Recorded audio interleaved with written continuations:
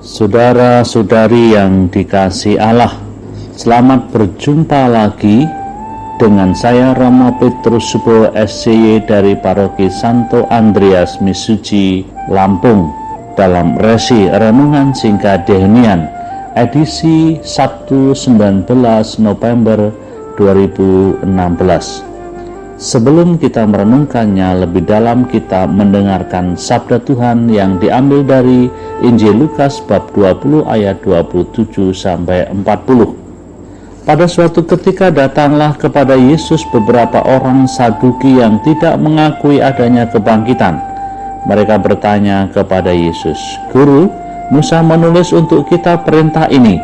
Jika seorang yang mempunyai saudara laki-laki mati meninggalkan istri, tetapi tidak meninggalkan anak, maka saudaranya harus kawin dengan wanita itu dan membangkitkan keturunan bagi saudaranya.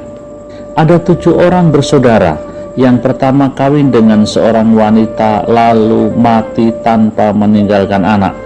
Lalu wanita itu dikawini oleh yang kedua dan oleh yang ketiga, dan demikianlah berturut-turut oleh ke-7 saudara itu. Mereka semuanya mati tanpa meninggalkan anak. Akhirnya wanita itu pun mati. Bagaimana sekarang dengan wanita itu? Siapakah di antara orang-orang itu yang menjadi suaminya pada hari kebangkitan? Sebab ke-7-nya telah beristrikan dia." Berkatalah Yesus kepada mereka, "Orang dunia ini kawin dan dikawinkan, tetapi orang yang dianggap layak mendapat bagian dalam dunia yang lain itu dan dalam kebangkitan dari antara orang mati tidak kawin dan tidak dikawinkan, sebab mereka tidak dapat mati lagi. Mereka sama dengan malaikat-malaikat dan menjadi anak-anak Allah, karena mereka telah dibangkitkan. Tentang bangkitnya orang-orang mati, Musa telah memberitahukannya dalam Nas tentang semak duri, di mana Tuhan disebut Allah Abraham, Allah Ishak dan Allah Yakub. Ia bukanlah Allah orang mati, melainkan Allah orang hidup, karena di hadapan Dia semua orang hidup." Mendengar itu, beberapa ahli Taurat berkata, "Guru, jawabmu itu tepat sekali."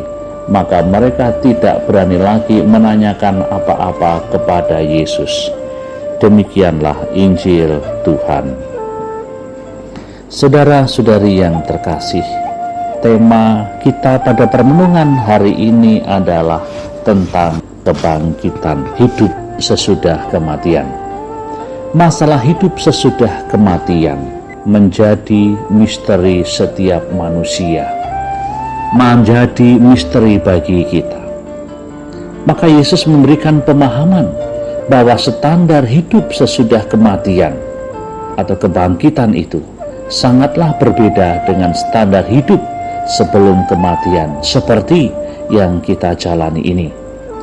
Kalau kita hidup saat ini mengalami makan minum, mungkin ada yang dikawinkan, tetapi gambaran Yesus tentang hidup sesudah kematian merupakan gambaran kehidupan dalam Allah yang dikuasai oleh nilai keilahian, yang dikuasai oleh nilai kasih, gambaran kebersamaan kita dengan Allah, persatuan kita dengan Allah yang dilingkupi, dikuasai oleh nilai-nilai keilahian.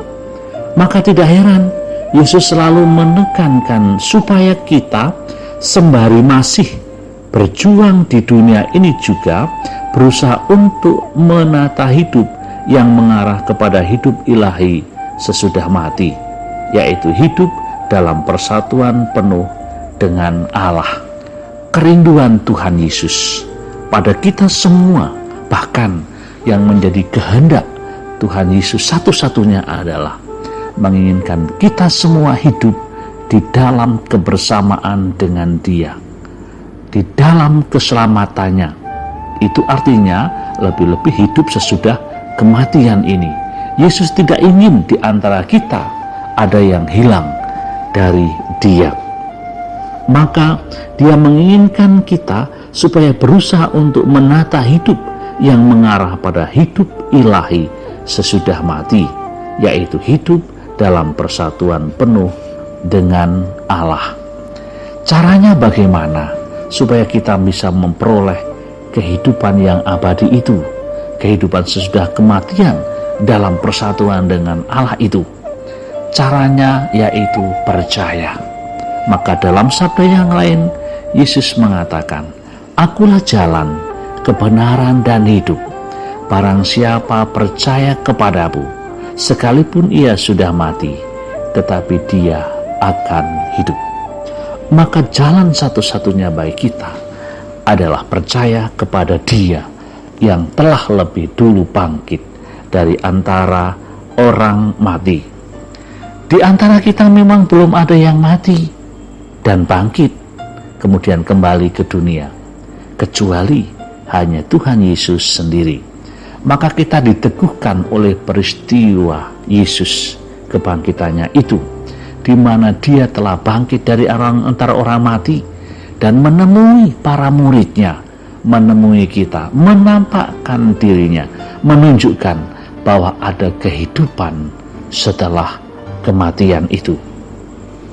Saudara-saudari yang terkasih, kita bersyukur karena Tuhan yang kita imani ada Tuhan orang hidup, bukan Tuhan orang mati, tetapi Tuhan orang hidup.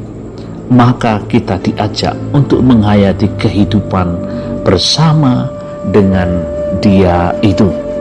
Karena itu marilah kita membuka hati untuk percaya kepada Dia yang telah hidup, percaya kepada Dia yang memberikan hidup kepada kita, bukan hanya hidup di dalam dunia ini, tetapi lebih-lebih hidup setelah kematian kita.